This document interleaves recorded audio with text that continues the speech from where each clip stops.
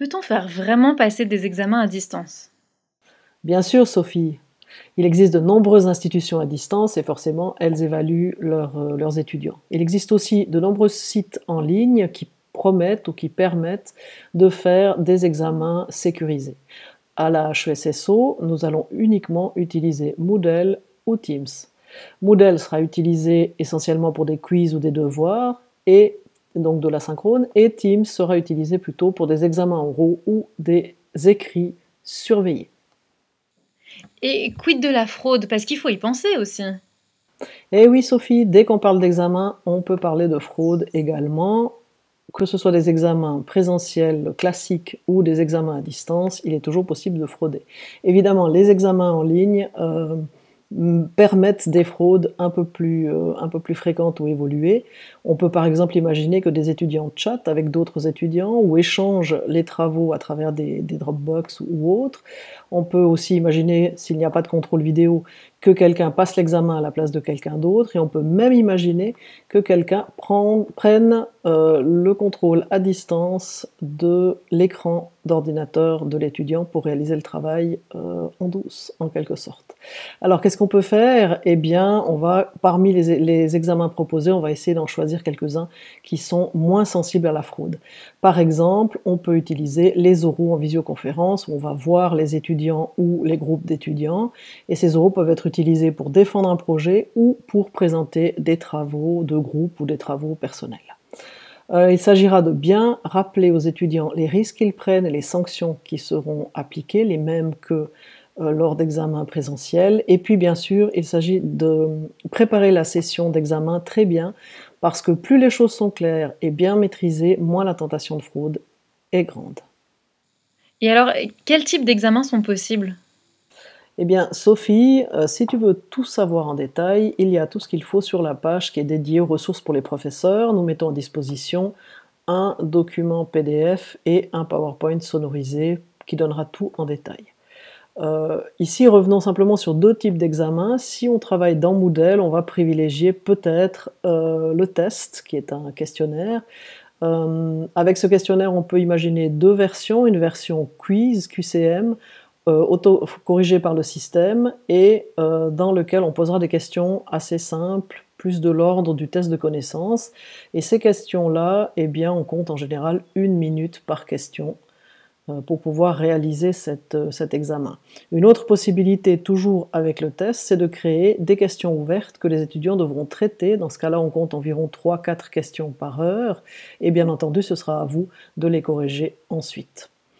On peut imaginer aussi un examen Open Books en visioconférence. Dans ce cas-là, on va créer dans Teams un canal par étudiant qui filmera l'étudiant, qui devra laisser donc sa caméra ouverte et son micro aussi. Et pendant que l'étudiant réalise le travail, avec des documents à disposition ou pas, eh bien, vous pourrez passer d'un canal à l'autre pour surveiller en quelque sorte le déroulement de l'examen. Toutefois, pour les raisons que j'ai expliquées tout à l'heure, bien entendu, l'étudiant pourrait éventuellement frauder, mais c'est une possibilité qui existe, et évidemment, ce sont les conséquences qu'il risque d'encourir qui vont définir s'il va continuer à travailler comme il faut ou bien pas dans cet examen.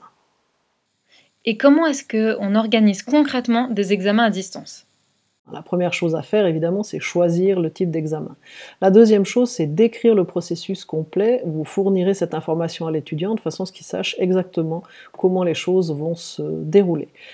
Pour un oral, vous allez prévoir une liste de passages, de façon à éviter d'avoir trop de temps entre chaque étudiant, comme ça ira plus vite.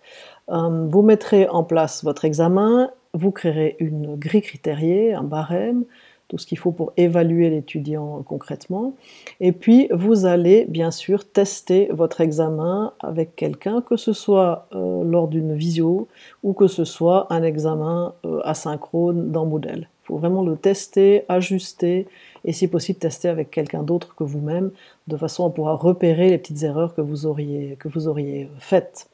Ensuite, évidemment, vous informerez vos étudiants avec le déroulement du travail, et puis si vous faites un oral, pensez à compter un temps de vide entre les groupes d'étudiants que vous évaluez ou entre chaque étudiant, de façon à ce que vous ne soyez pas pris par le temps et qu'il ne faille pas presser les derniers pour tenir un timing qui aurait été annoncé. Ok. Et comment est-ce que je surveille des examens à distance? Voilà Sophie, comment on peut surveiller un examen à distance. Si l'examen est un oral, il s'agit évidemment de rester devant son écran, de saluer l'étudiant tout en conservant un certain formalisme, et puis de rappeler le déroulement, en deux mots, le déroulement de l'examen. Il faudra laisser votre caméra ouverte de façon à ce que l'étudiant vous voit, et de la même façon lui demander de laisser sa caméra et évidemment son micro ouvert pour créer une interaction. Vous allez formaliser le passage de l'examen en demandant à l'étudiant de présenter à la caméra sa carte d'étudiant, et bien sûr vous noterez quel étudiant est en train de passer. Au fur et à mesure que l'examen se déroule, vous remplirez la grille critériée. Plus la grille critériée contient d'items que vous pouvez évaluer par des chiffres 1, 2, 3 ou par simplement une croix, plus ce sera rapide et facile d'évaluer au moment où l'étudiant déroule sa propre présentation. Vous poserez une ou deux questions de contrôle et surtout vous essayerez de vous assurer de tenir le timing. Le timing, vous pouvez bien sûr le vérifier comme si vous faisiez cet examen oral en classe. Vous pourriez le vérifier en laissant un chronomètre activé sur votre mobile par exemple, de façon à tenir véritablement les délais. Voilà. Merci.